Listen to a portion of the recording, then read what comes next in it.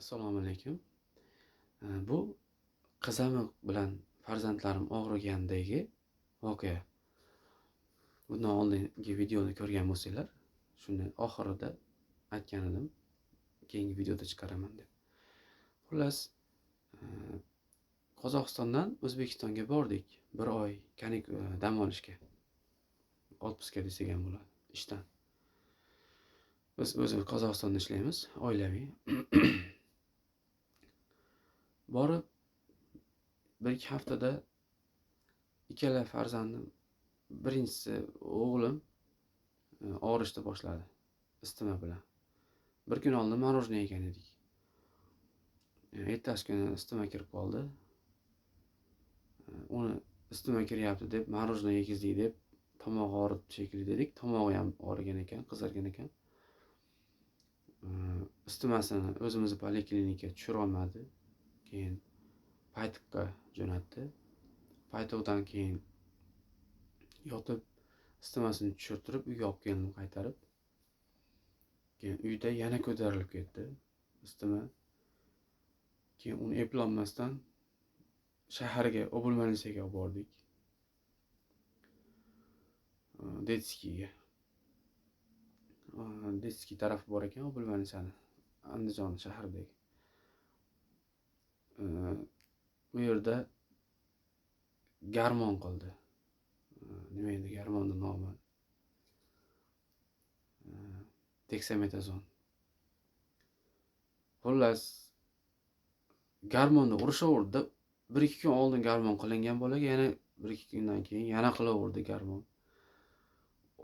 Doktorga qatnayapmiz, isitma tushmayapti bolada. Ko'tarilib ketaveryapti uyga kelgandan keyin. Eplolmayapmiz. 41 ga chiqib ketib qolyapti. 40 dan o'tib ketdi. Bu bolam, katta bolam isitmani ko'tara olmaydi-da, sudurga berib yuborishi mumkin deb qo'rqib doktorga qatnaverdik. Oxiri qizamiq chiqishni boshladi. Qizarib toshib ketgandan keyin bildik qizamiqligini, isitma balandligini hisobidan, isitma o'ta balandligini hisobidan uyda saqlolmadik biz. Больницаga yotqizdik. Ana shu klinikani yonida ekan, u больница ham. Infeksionniy shekilli. Ana shu yerda yotdi. Ancha yaxshilanishni boshlagandan keyin uyda qizim ham og'rishni boshladi. Xuddi akasiga o'xshab. Akasida qanday boshlangan bo'lsa, 3-4 kun o'tib singlisi ham shunday boshlandi. Qulog'ini orqalariga 1-2 chiqdi. Kamroq chiqdi. O'g'limga ko'pgina chiqib boshlagan edi. Qizimga kamroq chiqdi. Ko'zlari qisilib, isitma baland tushmay shunaqa bo'lib turdi. Uni ham olib keldik. Olib kelib, uni ham ayasi olib yotgan edi. Ana shu palataga kirgizib yubordim uni ham. Olib qolinglar deb. Olib qo'ygisi kelmayapti doktorlarda.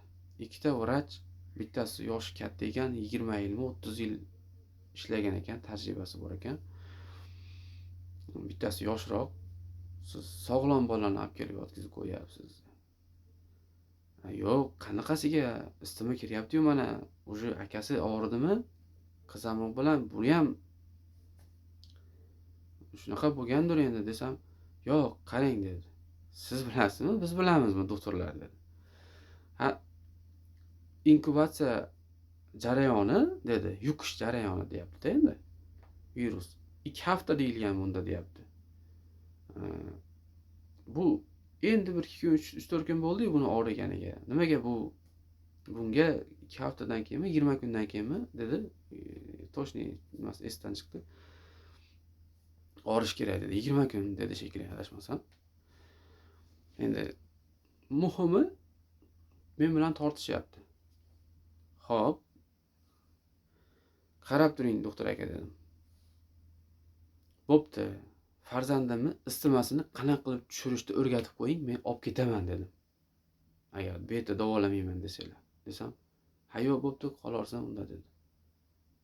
Lekin tushira olmayapmiz dedim. Hech qanaqa dori ta'sir qilmayapti.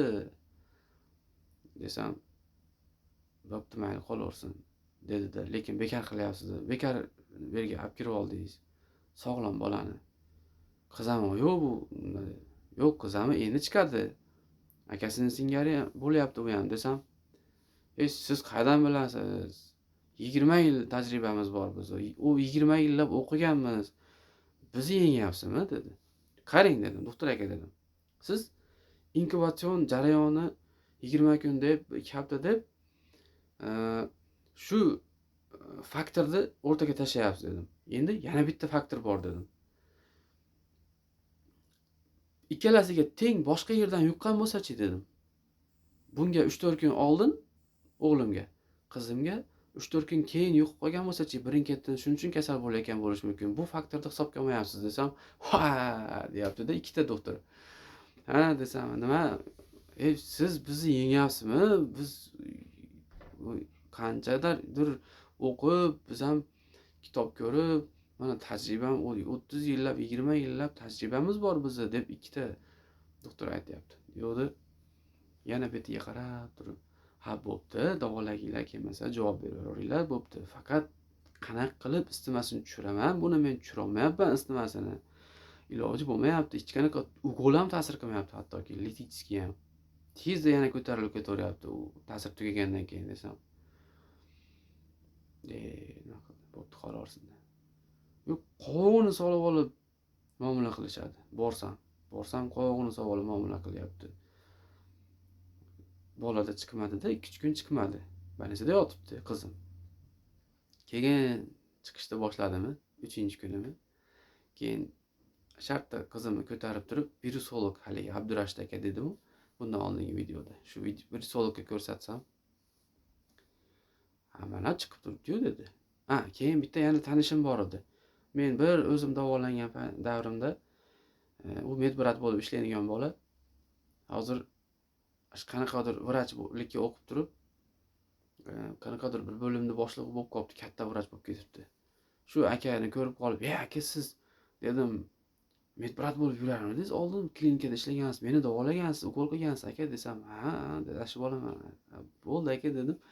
Mana ko'ringchi desam, virusologga ham kirib ulgurmadik. Eshik tagidanla